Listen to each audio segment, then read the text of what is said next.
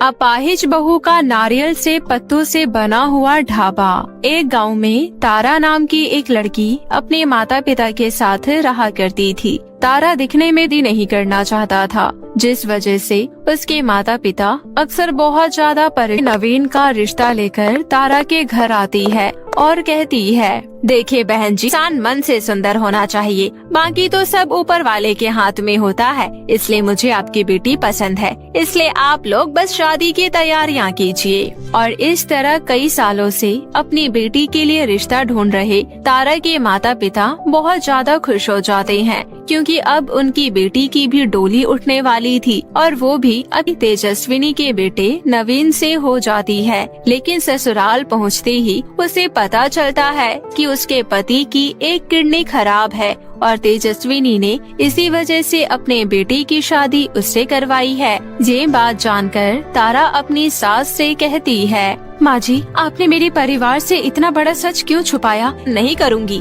लेकिन फिर भी मैंने मजबूरी में आकर तुझे अपने घर की बहू बना लिया और तू मुझे परिवार के ऊपर इतना बड़ा एहसान किया है, वरना तो जैसी अपाहिज लड़की से तो कोई भी शादी नहीं करता। माँ जी, आप सिर्फ अपने बारे में सोच रही हैं, लेकिन जब ये सच मेरे माता पिता को पता, मैंने तो तेरे माता पिता पर इतना बड़ा एहसान किया है कि उनकी अपाहिज बेटी को अपने घर की बहू बना लिया, वरना पड़ी रहती जिंदगी भर उनके सर पर। इसलिए अब ये अपना दिमाग लगाना बंद कर और जो हो गया है उसे स्वीकार कर ले, समझी? इतना कहकर तेजस्विनी वहाँ से चली जाती है। तभी नवीन तारा से कहता है, तारा, मैं मानता हूँ कि मेरी माँ ने तुमसे इतना बड़ा नहीं जानता था, और अगर मुझे जरा सा भी इस बारे में कुछ पता होता तो मैं कभी भी तुम्हें इस तरह अपनी पत्नी नहीं बनाता।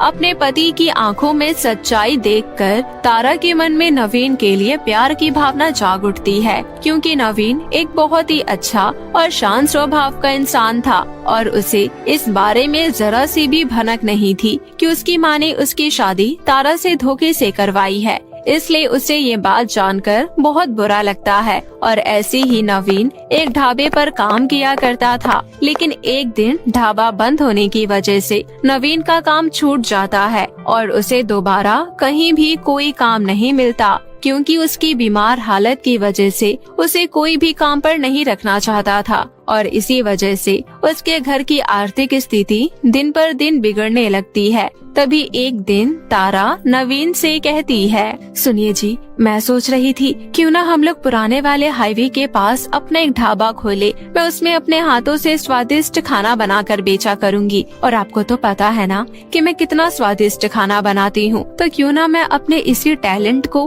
अपनी रोजी रोटी का जरिया बना लूँ। तो क्या आप इस काम में मेरी मदद करेंगे? तारा, तुम्हारा आइडिया तो बहुत अच्छा है, लेकिन ढाबा बनाने और सामान खरीदने के लिए हमारे पास पैसे कहाँ है? उसकी छोड़कर इकट्ठा कर लेती है और फिर दोनों पति पत्नी उन्हीं नारियल के पत्तों की मदद से अपना एक सुंदर सा ढाबा तैयार करते हैं, जिसमें उन्होंने सारी चीजें नारियल और नारियल के पत्तों से बनाई होती है और वो दिखने में बहुत ही ज्यादा सुंदर लग रहा है। ढाबे की जरूरत की सारी चीजों को खरीद कर ले आती है और साथ ही साथ राशन का भी सारा सामान भरवा लेती है और फिर अपने ढाबे में स्वादिष्ट आता है। अरे आइए आइए और हमारे ढाबे का स्वादिष्ट खाने का आनंद लीजिए। ऐसा स्वादिष्ट खाना आपने कभी नहीं खाया होगा। ऐसी ही कुछ देर बाद उनके होर निकलते हैं और नवीन के ढाबे पर आते हैं। अरे नहीं नहीं, इस ढाबे में तो एक अपाहिज औरत खाना बना रही है, पता नहीं खाना कैसे बनाती होगी। ऐसा करिए, आप यहाँ से चलिए, हम किसी और ढाबे पर खाना खा लेंगे।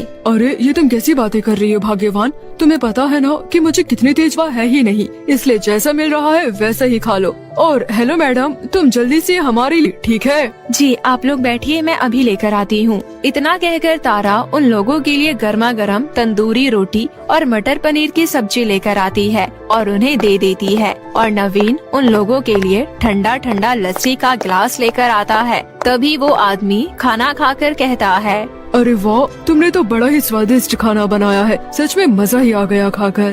क्यों नहीं भाई साहब, भले ही भगवान ने मेरी पत्नी को अपाहिज बनाया हो, लेकिन टैलेंट देने में कोई कमी नहीं छोड़ी है। ये बात तो तुमने बिल्कुल सही कही, तुम्हारी पत्नी के हाथों में तो सच में जादू है। इसलिए ये लो 500 रुपए तुम्हारे स्वादिष्ट खाने के और 500 हमारी दादा खुश हो जाते हैं। और ऐसी ही धीरे धीरे उनके ढाबे के सामने और भी कई गाड़ियाँ रुकने लगती है।